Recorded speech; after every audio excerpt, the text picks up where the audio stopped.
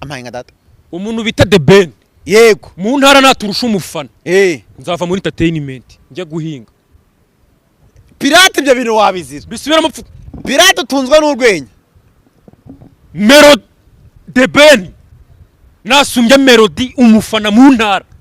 uzareka urwenya nzareka urwenya njye guhinga ku Ben n'umuhanzi mukuru wenda uretse nge nta wundi washima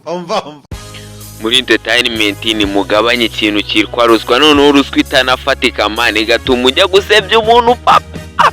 buri kantu niwe wavuze ngo Coach Gael manager wa Melody yabahaye umuceri ari aba content creator ngo nk'igihumbi na 200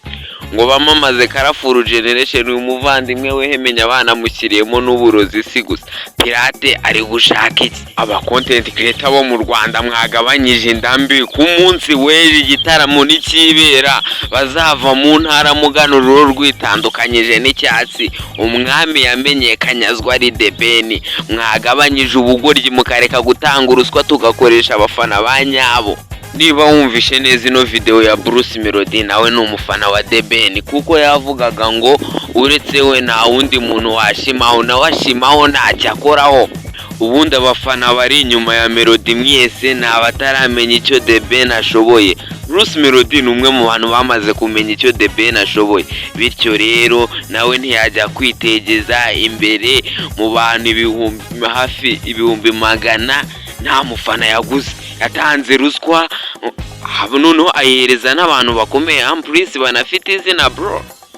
kubona umuntu dukunda akatire muri Genesis yadusetsaga bigakunda